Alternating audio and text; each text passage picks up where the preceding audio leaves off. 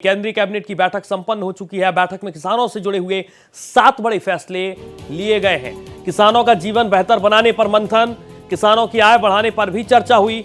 Digital agriculture mission पर सरकार का फोकस, डिजिटल पब्लिक इंफ्रास्ट्रक्चर के तर्ज पर विकसित होगा।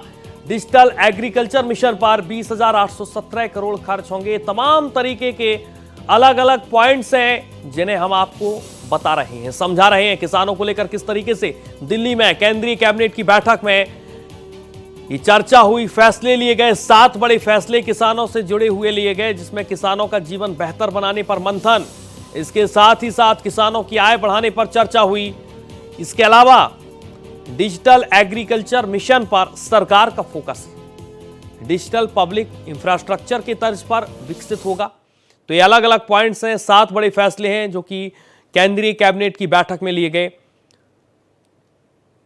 डिजिटल एग्रीकल्चर पर सरकार का फोकस है और इसी मिशन पर 20,817 करोड़ खर्च होंगे। इस बात का जिक्र भी यहां पर केंद्रीय कैबिनेट में किया गया। कैबिनेट की बैठक महत्वपूर्ण बैठक जिसमें फैसला लिया गया।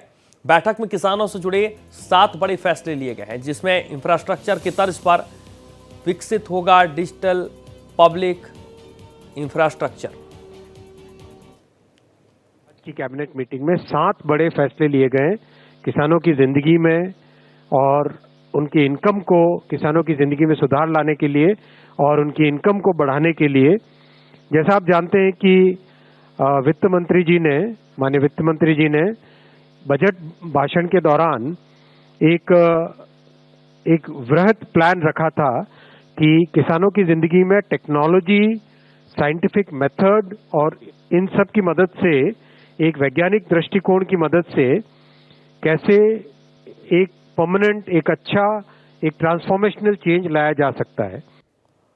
और इन 7 बड़े फैसलों पर सीधे चलेंगे। कृष्ण मोहन शर्मा का रुख करेंगे, हमारे संवाददाता न्यूज रूम से लाइव जुड़ चुके हैं। कृष्ण मोहन, 7 बड़े फैसले हैं, किस तरीके से आप इन फैसलों को देख पा रहे हैं? क्योंकि सबसे ज्यादा फोकस है मोदी 3.0 के बाद जिस तरीके से मोदी सरकार सत्ता में आई, सबसे पहला यही काम है कि किसानों के मुद्दे किसी भी तरीके से छूट ना पाए, और उसी कड़ी में बड़े फैसले लिए गए हैं। कृष्ण मोहन।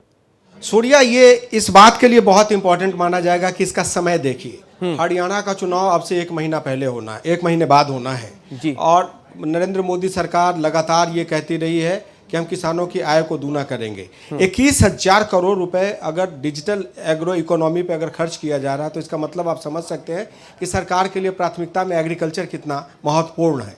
और खास करके जब उन्होंने खाद्य एवं पोषण के लिए 4,000 कर दिया, डिजिटल एग्रीकल्चर के लिए उन्होंने बंटवारा कर दिया, इंफ्रास्ट्रक्चर में वो सारे फ्रेट कॉरिडोर की भी बात आ रही है, लेकिन फ्रेट कॉरिडोर को अलग रखा गया है क्योंकि हरियाणा में जो सबसे बड़ी प्रॉब्लम है, हरियाणा की प्रॉब्लम जो डिजिटल एग्रोनॉमी की जो बात की जा रही है वो इसलिए किया जा रहा है क्योंकि उनके बहुत सारे ऐसे प्रोड्यूस है जिसका एक्सपोर्ट नहीं हो पाता है या जरूरत हो तो वो इंपोर्ट नहीं हो पाता है। तो इस डिजिटल इकोनॉमी के थ्रू उसको एक तरीके से सिंक्रोनाइज करने की कोशिश की गई है ताकि ये हो कि किसानों को ये पता चले कि उनके बेनिफिट के लिए क्या किया जा सकता है और क्या हो रहा है और क्या कम रह गया है।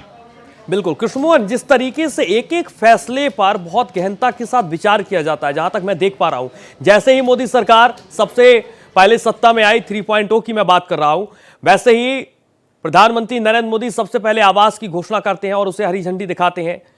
एक एक फैसला बहुत सोच समझ के, एक एक पॉइंट्स पर बहुत बारीकी के साथ रिसर्च करके फैसले लिए जा रहे हैं इस सरकार में, खासकर 3.0 भी लिए जाते हैं वो सोच समझ के ही लिए जाते हैं। एग्रीकल्चर की बात इसलिए की जा रही है क्योंकि लार्जर पिक्चर में अगर आपको देखें तो उत्तर प्रदेश और हरियाणा में अभी चुनाव है, और अगर हम डिजिटल इकोनॉमी की बात करते हैं और एग्रो इकोनॉमी की बात करते हैं और उनके आमदनी को दोगुना करना चाहते हैं तो बिना इंड्यूस किए हुए तो इसको नहीं किया जा सकता। उसके लिए उन्होंने पोषण सुरक्षा, खाद्य पोषण सुरक्षा, किसान सुरक्षा के लिए करीब 4,000 करोड़ दिए। 4,000 करोड़ का मान लिया कि एक प्रदेश के लिए, जैसे हरियाणा की बात करें या यूपी के लिए बात करें, तो एक बड़े चंक में पैसा उनके पास आएगा जो उनके इंफ्रास्ट्रक्चर के लिए डेवलप होगा। आपने जो बात कही कि किसानों को, जो उन्होंने घर की बात की, घर का इशू जो है वो बिल्कुल इससे अलग है क्योंकि घर का इशू पूरे देश के लिए है, ये भी पूरे देश के लिए है, लेकिन इसको अभी ऐसे न जोड़ा जाए कि फैसला जो है वो इसको देख के किया गया। फैसला इसलिए किया गया है क्योंकि किसानों का वादा था, किसानों से वादा था, नरेंद्र सिंह तोमर जब मंत्री थे तब, या शिवराज सिंह चौहान अब है तब, ये कहा जा रहा था कि किसानों की आय हमें दोगुनी करनी है। तो किसानों की आय सिर्फ कागज पर लिख देने से दोगुनी नहीं होगी, उनके लिए आपको इंफ्रास्ट्रक्चर देना पड़ेगा, उनको सहूलियतें देनी पड़ेंगी, जिसके लिए सरकार ने कदम उठाया। और 7 सूत्री जो फैसला किया गया है उसको इंप्लीमेंट करने में सरकार ने 1 साल का समय रखा है।